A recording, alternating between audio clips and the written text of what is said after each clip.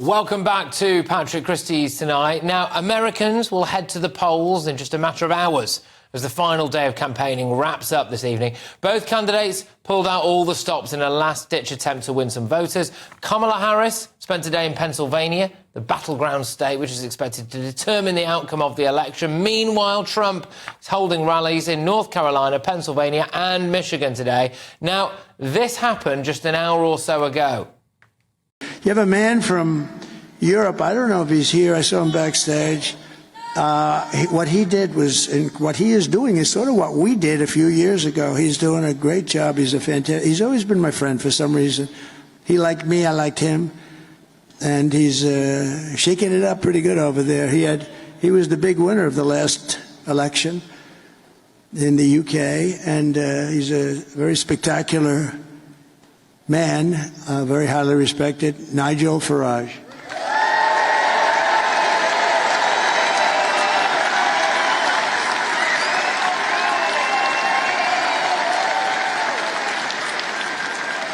He's a little bit of a rebel, but that's good. You know, that's good. Don't change, Nigel. Well, that man there is my next guest, the Reform UK leader and MP for Clacton, Nigel Farage. Nigel, congratulations, another shout out, there you go. So where are you now? What's the mood like on the ground? I'm now in the Peanut Bar in downtown Reading in Pennsylvania. Look, you know, looking at the numbers, looking at the early voting, I still think there's absolutely every reason to believe that Trump's going to win this. I'm not saying it'll be by a big margin, but I do believe that he is going to win this. There's a lot more energy in the Trump campaign than there is in the Harris campaign. Of that, I have absolutely no doubt whatsoever. And just think about this. You know, Trump is 78.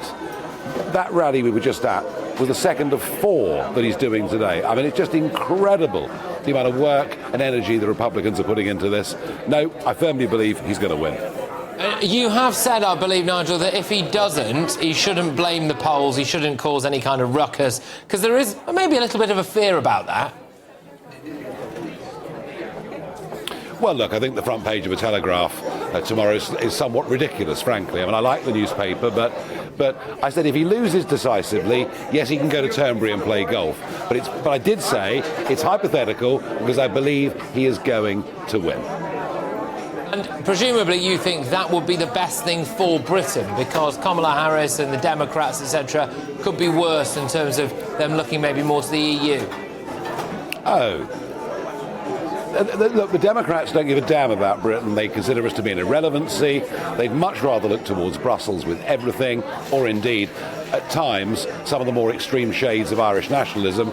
Trump is a genuine friend of our country. He wants to do a trade deal. He'd always wanted to do a trade deal with the linchpins of NATO. We share intelligence at a very high level.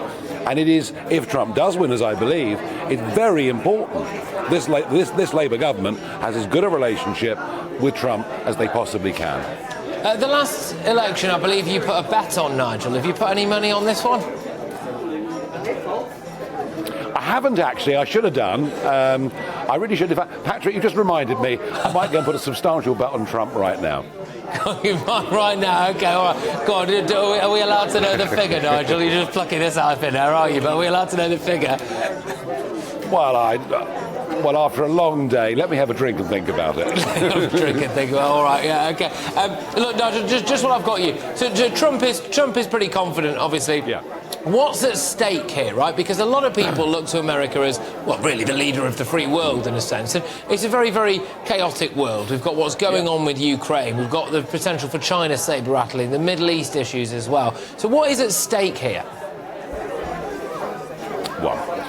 Well, you're right. I mean, you know, America's voting for the leader of the free world.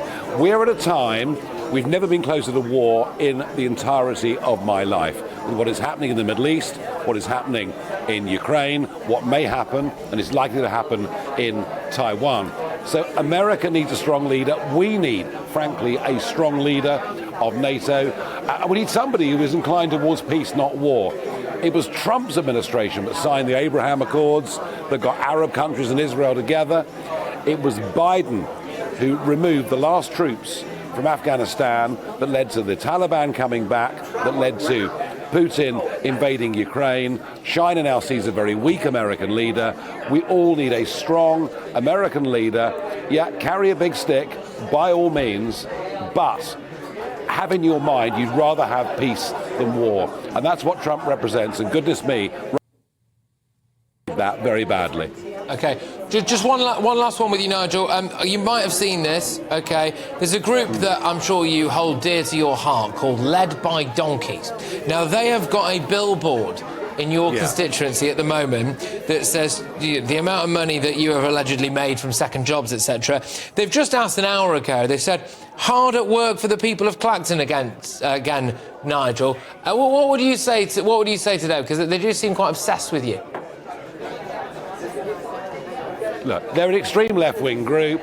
They will fight me all the way. I'll be condemned and criticised for whatever I do. I have to say, I had a very busy day campaigning in Clacton on Saturday, and everywhere I went, the reception was very, very positive. We're doing our best with me as MP and my support group to help pensioners get onto pension credit so they can get their winter fuel allowance. And you know what? Unlike all the other MPs, I work 7 days a week, often hours you wouldn't even dream of. I have no conscience about this at all. I know what I'm doing. Nigel, thank you very, very much. And, you know, just to testify that, he's made time for this show this evening. So there we go. Nigel Farage there from the Peanut Bar in America. Good luck. Take care. That's Nigel Farage.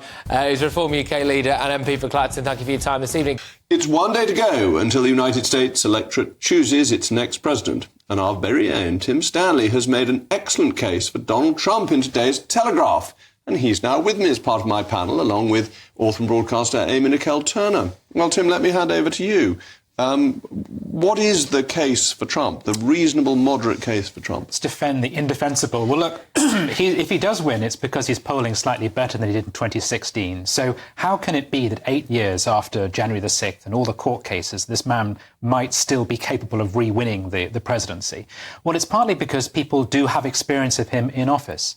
They know that when he was president, there was no war, that wages rose in advance of inflation, and that unemployment and poverty rates, particularly for ethnic minorities, hit historic lows. And if a significant number of men of colour vote for him, that's probably why. Now, you'll counter to that and say, but come on, Hitler built the Autobahn and Mussolini made the trains run on time. You can be good at running an economy and still be profoundly immoral.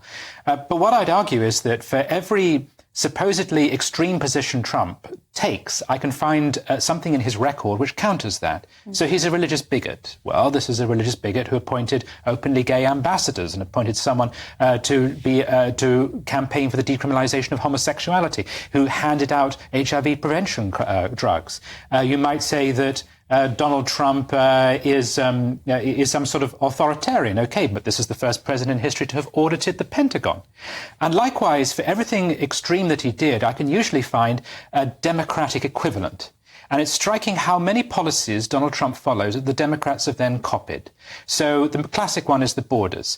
He is famous for being tough on the borders. Joe Biden took over and initially went soft on the borders. Then there was a large movement of people, so he reversed that policy. And Joe Biden deported during his time in office over 2 million people. He placed tariffs on China. He withdrew troops from Afghanistan.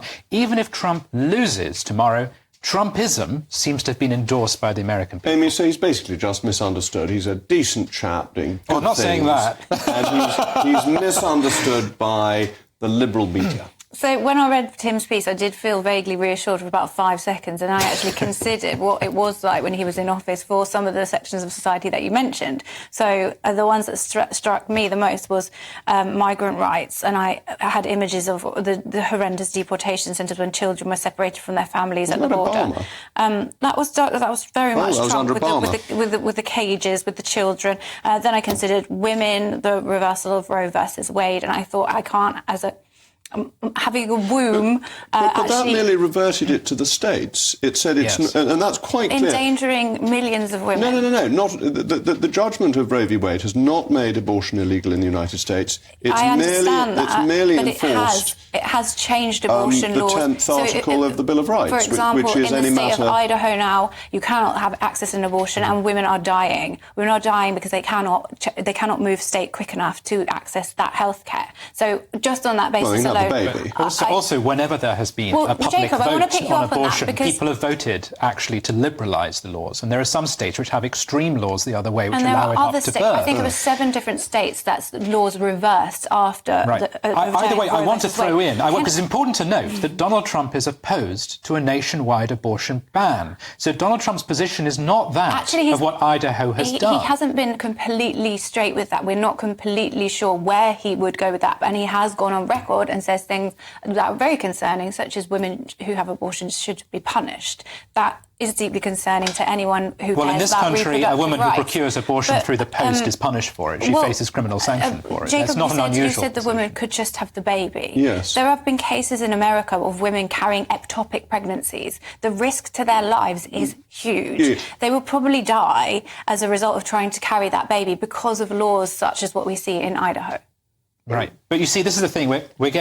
We're getting sucked into one issue Let me go on which another one. Europeans look at and they're just horrified. What they don't necessarily appreciate is that America, under him, moved towards a patchwork of abortion laws, which is exactly what they have Shall in we Europe. go on one that will affect us and our special relationship? What about the tariffs that he plans to impose, the economic He's talking protectionism? tariffs before and he didn't impose any on And us. that will impact our economy. Not necessarily. It may affect Europe, but we're out of the EU now. We are, and we can have famously. our own trade deal with the US, which he wanted.